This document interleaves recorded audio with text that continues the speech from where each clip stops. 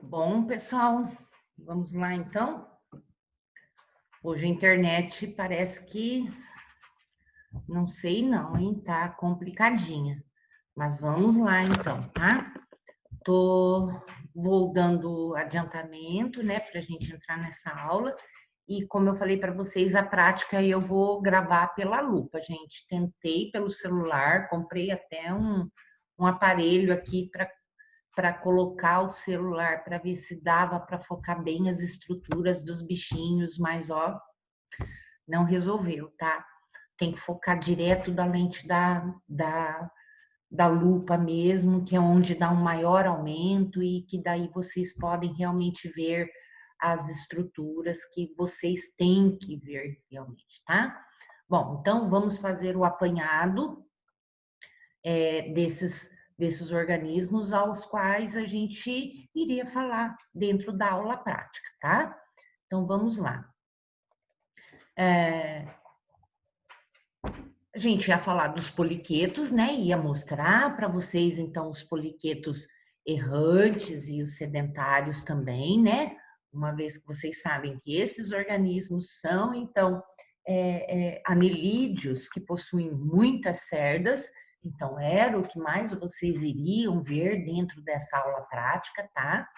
É, principalmente esses poliquetos aos quais a gente denomina dois grupos aí, que tem algumas características diferenciadas, que eles são anelídeos marinhos, tá? Mas que possuem algumas diferenças. Por isso que eles estão, então, colocados em duas ordens diferentes dentro da classe poliqueta, tá? Então, essa classe poliqueta, ela se divide em duas ordens, né, para melhor estudar, que são os errantes e os sedentários, né? A ordem errantia e a ordem sedentia, tá? Bom, para falar, portanto, nos errantes, né, que são esses animaizinhos aqui, olha, né, que parece que tem já uma característica mais própria de anelídeos e tudo mais, é esse parecido com esse do início aqui, tá, pessoal? Então, a gente iria focar dentro dessas estruturas externas, então, que a gente olha na morfologia, né, desses animais e que a gente iria poder ver, então, as cerdas presas aos parapódios, né, onde tem muitas cerdas em cada par de parapódio que tem em cada segmento. A gente ia poder também ver, então, toda essa constituição corporal dividida em metâmeros, né, aos quais a gente sabe que eles se repetem ao longo do corpo e que isso é uma característica desse grupo, que são então animais que são metaméricos, né? E que nós encontramos então repetições então de órgãos e algumas outras estruturas em cada um desses metâmeros também. Esses poliquetos são animais marinhos, tá? Então, a gente pode ver principalmente aí nas diferenças dessas duas ordens de poliquetos, que são os errantes e os sedentários, né?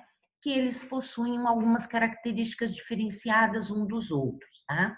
Então, enquanto nos errantes a gente pode ver esses parapódios, nos sedentários a gente já não consegue enxergar esses parapódios, mas as cerdas sim, tá?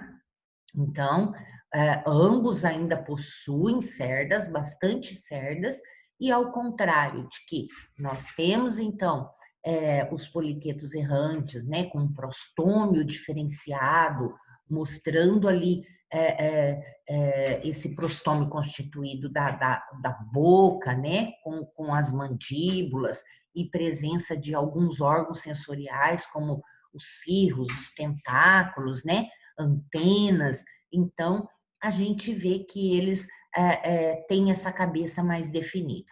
Enquanto que a gente olha, portanto, para um sedentário, aí essas estruturas já mudam nessa parte anterior. Então, nós temos presença de tentáculos bastante longos, né?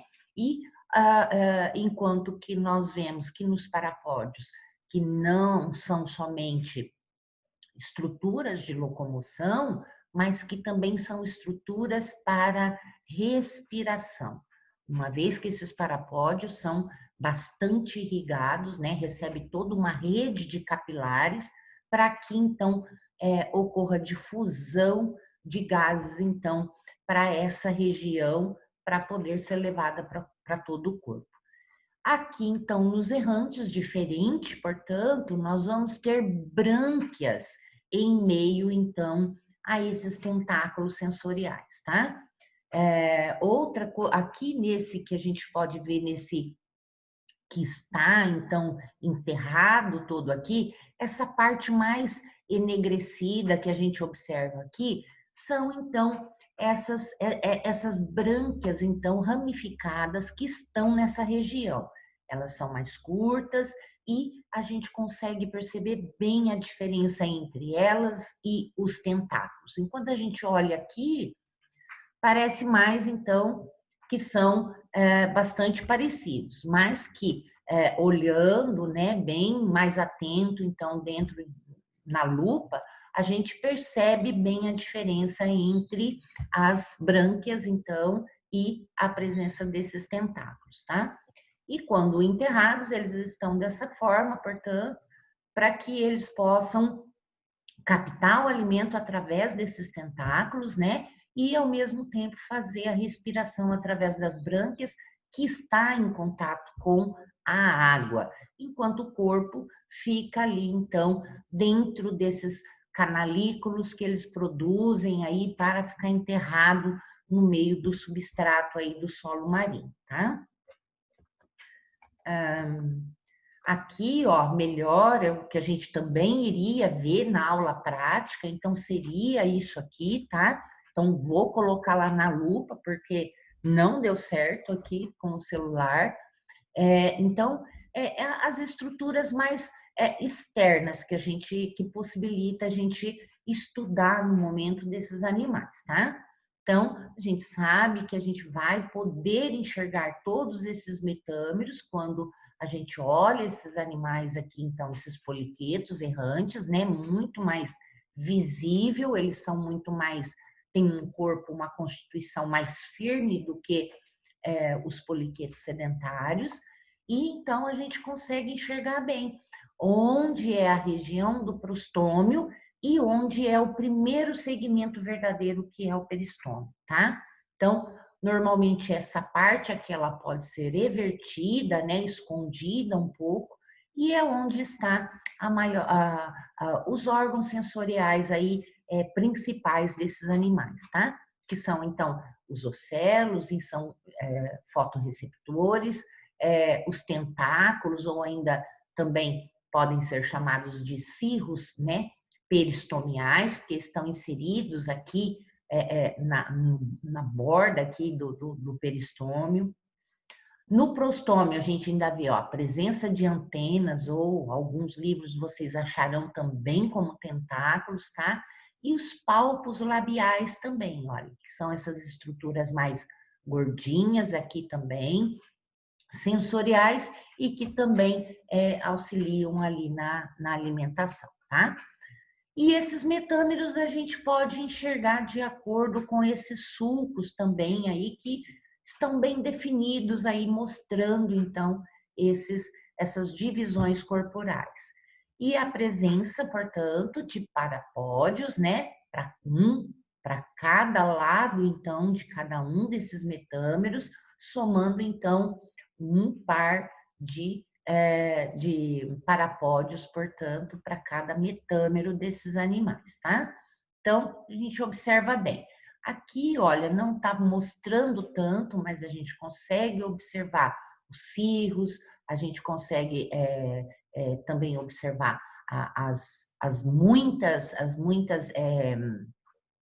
cerdas que eles possuem, tá?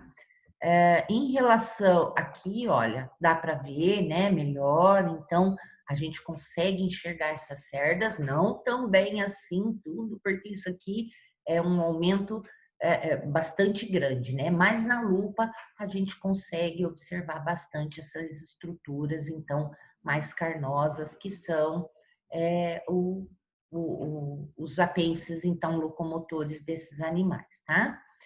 Quando a gente, na parte externa também, a gente vai conseguir enxergar, né, qual é a parte anterior, né, que tem o peristômio e o prostômio, todos os segmentos, e também o último segmento, então, que é o pigídio, que a importância desse pigídio é que é ele que faz o crescimento do animal. É a partir desse último, então, segmento, é que ocorre o crescimento, a adição de novos metâmeros, portanto, para o crescimento do corpo desse animal. Externamente, né, a gente veria alguns, a gente pode olhar bem direitinho, tem alunos que encontram, né, dependendo do espécime que você está verificando, é capaz de enxergar, e pode também, nesse último apêndice, a gente ter cirros presentes também no pigídio, tá? Aqui, olha, a gente está enxergando, portanto, esse prostômio, olha, tá? Esse prostômio aqui, onde tem aqueles órgãos sensoriais, os pálpos labiais aqui, né?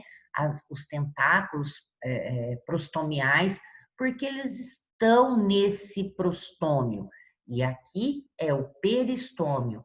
E aqui, gente, é nada mais que a faringe que está evertida, tá? Alguns exemplares que a gente tem no laboratório, eles estão todos assim internos, tá? Mas tem alguns que estão aí medianamente então externalizados e a gente consegue enxergar, pelo menos as mandíbulas aí a gente consegue enxergar, mas não toda, como essa faringe está invertida de tudo aqui, a gente não consegue enxergar bem, tá? Às vezes elas estão um pouquinho mais a nível aqui do prostômio, mas que a gente consegue pelo menos identificar essas mandíbulas presentes aí, tá? Aqui, olha, bem assim que a gente tem exemplares lá, tá? Isso muitas vezes também porque na hora que eles foram anexados também, né? E que ocorre a morte desse animal, então ocorre essa contração, né? Da musculatura corporal diante do líquido utilizado na hora para conservação. Então, às vezes, esse animal, então, contrai também um pouco do prostômio e também da faringe, tá? Aqui, ó, dá até para ver um pouquinho, ó, os cirros e algumas dessas cerdas, então, saindo, tá? Normalmente essas cerdas lá, dos exemplares que a gente vai ver, ou são mais esbranquiçadas, como essa, mas tem algumas bem acastanhadas mesmo, parecendo cabelinhos mesmo, tá? Deixa eu ver se tem mais algo. Nesse aqui, não, gente. Vamos ver se tem mais alguma coisa para a gente adiantar aqui no 2. Deixa eu ver se no 2 tem mais alguma estrutura que a gente ia mostrar. Mas eu acredito que... esse foi o que a gente viu. Aqui, ó, em relação ao sedentário, a gente tem, quando a gente olha esses sedentários, a gente não enxerga os parapódios, tá, gente?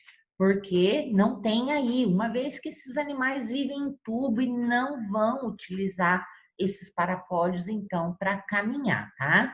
Então, eles ficam mais lá a nível inseridos ali, intersticiais. Então, a única coisa mesmo que a gente é mais possível a gente perceber são os poros por onde então essas cerdas sairão, tá?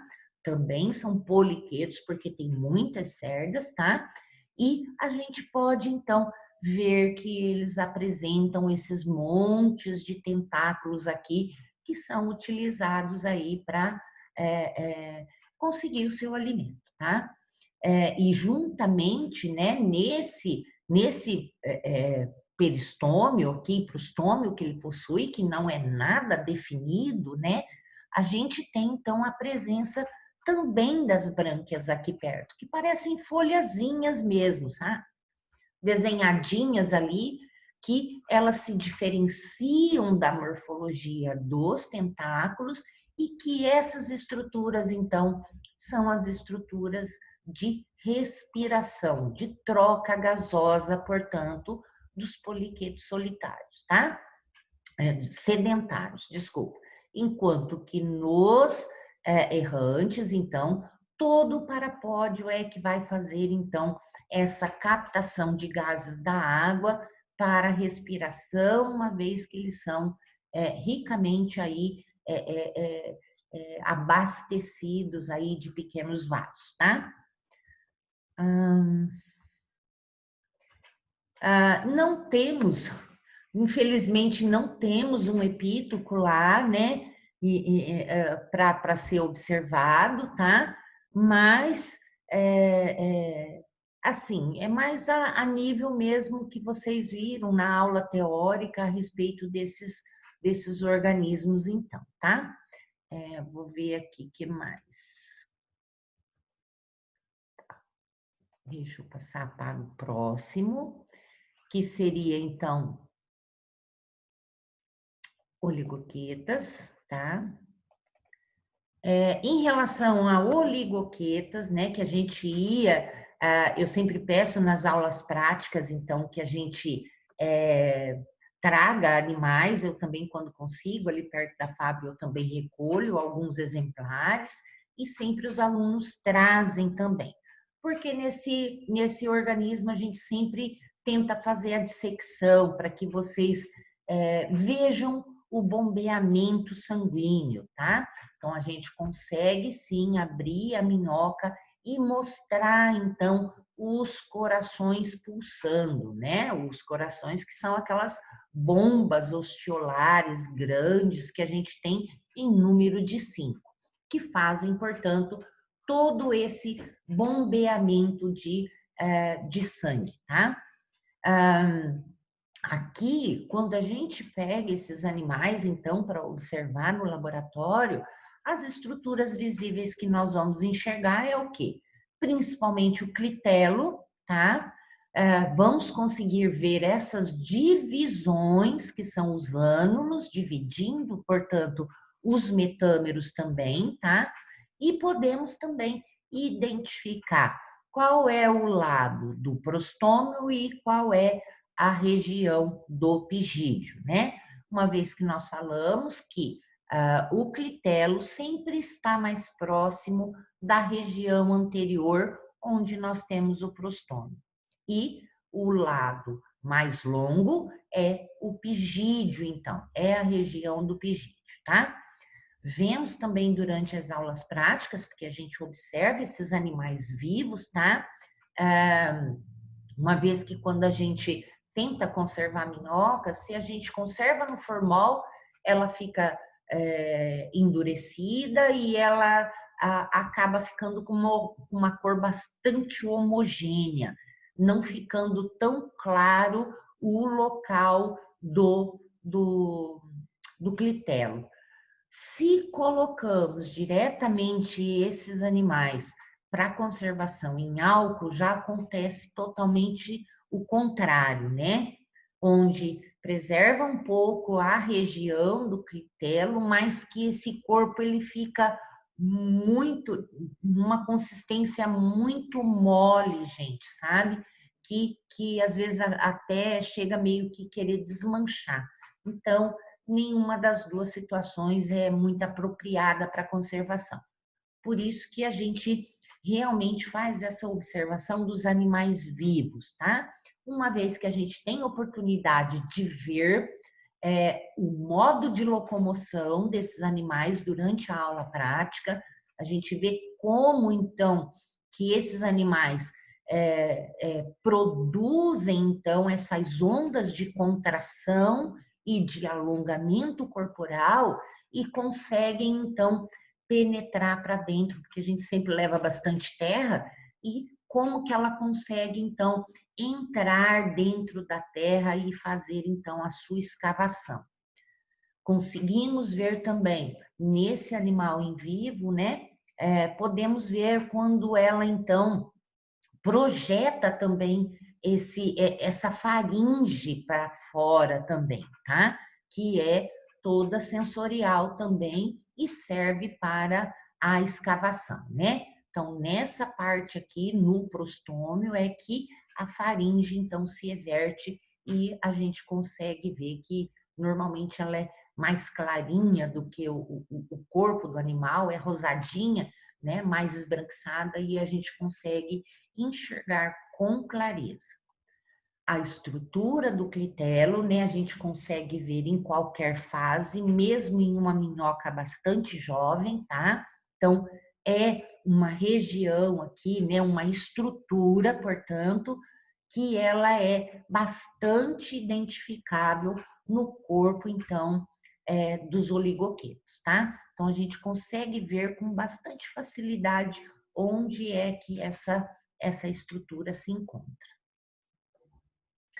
Ah, algumas vezes, quando a gente tem, né, algumas amostras de água, né, de substratos de riachos, então ocorre a oportunidade também da gente encontrar os oligoquetos aquáticos e já também fazer essa observação desses oligoquetos aquáticos para que vocês vejam então, tá? Então, normalmente as espécies que a gente mais coleta quando a gente tem esse material é essa daqui, tá? Que são bem pequenininhas, a gente olha é, no microscópio também, né? E essa daqui também, onde a gente vê essa quantidade de cerdas bastante longas aqui, olha, né? Enquanto que são bastante curtas, né?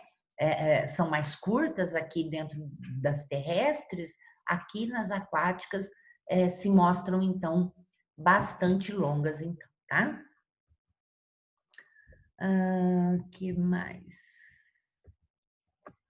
Em relação aqui, tá? Então, como eu falei para vocês que as minhocas, né, é o organismo vivo que a gente leva lá para ter essa aula prática, então, normalmente é isso aqui que a gente faz, tá? Então, a gente acaba abrindo esse animal, onde a gente pode enxergar com uma facilidade bastante grande essa região do papo, que ela é diferenciada, ela tem uma constituição de tecido bastante rígida, tá? Quem já viu a moela da galinha sabe que é um órgão bastante rígido, né? Que é muscular para quebrar. A moela da minhoca também é de uma constituição de um tecido bastante rígido e a gente consegue diferenciá-la com bastante tranquilidade quando a gente disseca então esse animal, tá? Aqui. Então, existe a região do papo para armazenar, porque ela vai comendo, vai acumulando e depois sim, vem vindo aos poucos para a moela, então, e ali é triturado para seguir, então, para todo o trato digestório, então, para digestão e para fazer também toda a sua absorção, então, tá? A gente consegue ver quando a gente não corta nenhum vaso, então, sanguíneo, a gente consegue ainda ver os batimentos cardíacos, tá? A pulsação do coração dessas minhocas aqui também, tá? Podemos enxergar o local da espermateca, onde é guardado, então, os espermatozoides logo depois, então, da reprodução cruzada, tá? Que eles fazem reprodução cruzada. Então, é guardado nesse local aqui os espermatozoides, tá? Enquanto a gente vem, os ovários estão aqui atrás. E por aqui assim, ó, está o clitelo. Aqui, ó, aqui está o clitelo, tá? Então, por isso que o clitelo, depois, né, que aconteceu já essa fertilização, o clitelo, então,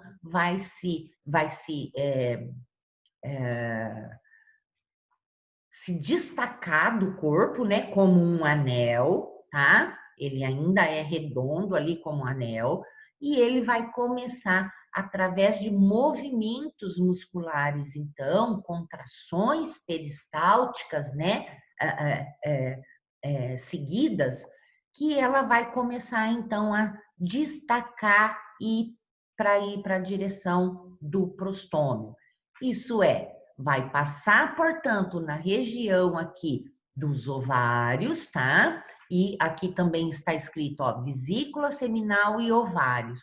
Vesícula seminal é para guardar espermatozoide. Então, o espermatozoide desse aqui foi para o outro indivíduo.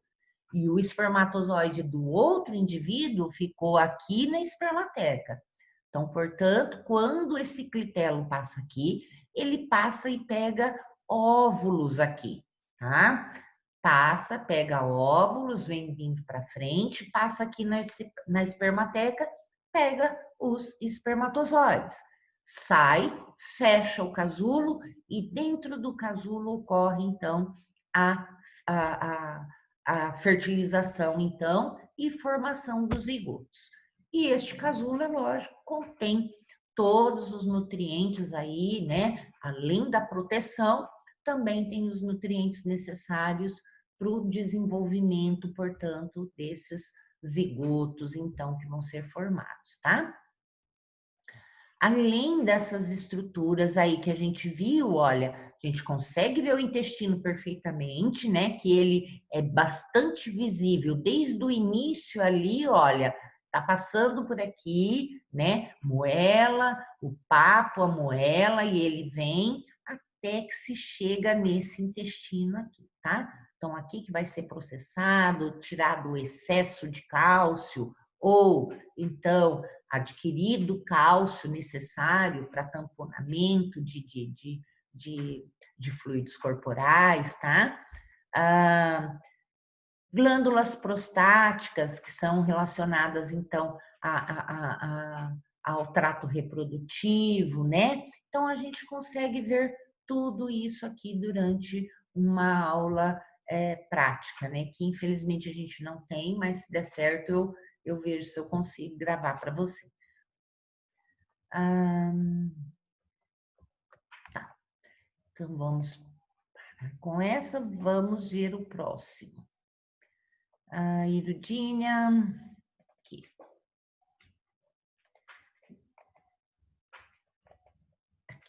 Opa, isso. Então, erudíneas são as sanguessugas, né? Então, a gente vai ter alguns exemplares, são até pequenos, lá as que a gente tem, que são coletadas em ambiente de água doce, né? Inclusive, algumas são até de quando eu fiz o TCC, então eu guardo essas sanguessugas, são pequenininhas ainda, cerca de 2 centímetros ali, 1,5 cm, então não são tão grandes, mas que a gente consegue observar, então, o que elas oferecem de morfologia corporal aí externa, tá? Então, o que a gente pode ver nessas sanguessugas? As sanguessugas são os que a gente menos vai ter estruturas aí externas para observar, tá, gente? Então, fica mais a critério mesmo da gente enxergar um pouquinho ali os ânulos ali, né? Uma vez que dentro desse grupo, os ânulos que a gente enxerga por fora do corpo desse animal não corresponde ao número de metâmeros que esse corpo é dividido, né? Que eu falei para vocês que pode ser de 2 e até 16 metâmeros para desculpa, de 2 a 16 ânulos para representar um único metâmero, tá? Então, na visão externa dessas sanguessugas, o que mais a gente vai poder, então, realmente observar é a presença, então, das estruturas das ventosas, a ventosa anterior e a ventosa posterior. E sempre identificaremos, né? Porque nem sempre esse corpo vai estar mais afilado na frente, mais largo atrás, não, às vezes ele está numa mesma largura, o que faz o aluno às vezes confundir qual é a anterior e qual é a posterior, mas que sempre a ventosa anterior é menor, tá? Bem menor do que quando comparada com a posterior, que é uma ventosa bem maior. Clitelo, né? Porque pertence à classe clitelata também, esse grupo. Clitelo a gente não enxerga dentro desse grupo de sanguessugas, tá, gente? Irudínia vai aparecer essa estrutura do clitelo somente no momento da reprodução, tá? Então, só quando houve ali a fertilização é que esse clitelo, então, ele aparece mais visualmente, tá? Então, não conseguimos ver nas espécies ele diferenciado aí, que dê para a gente realmente observar no corpo delas, tá? Lembrar que existe também dentro desse grupo, olha, a substância anticoagulante, principalmente para esses animais que são hematófagos, tá? Uma vez que eles podem inserir líquidos corporais de outra forma, ou até mesmo comem animais que já estão morrendo, né? Comem coisas mais moles, mas que os que são, então, hematófagos, possuem, então, essa substância anticoagulante que é chamada de irudina e que é importante para que ela, então, faça essa sua alimentação sem ser interrompido por uma coagulação do sangue, então, desse hospedeiro, desse animal que está servindo, então, de alimento seu, tá? Aqui, olha, mostrando, portanto, nessa ventosa anterior, mostrando como ela se apresenta, né?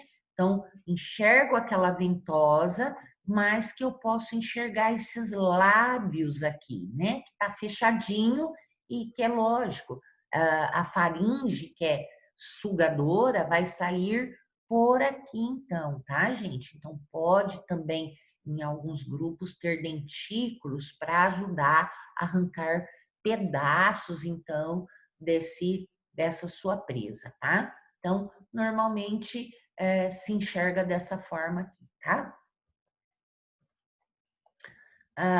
Aqui mostrando de uma que é hematófaga, né? E outra que está ali, olha, aderida, então, e pode estar se alimentando ali de uma ferida desse animal, né? Então, já tem um local ali mais ou menos exposto. Então, esse animal com os dentículos pode, a sanguessuga com os dentículos pode raspar e tirar ali o seu alimento, então.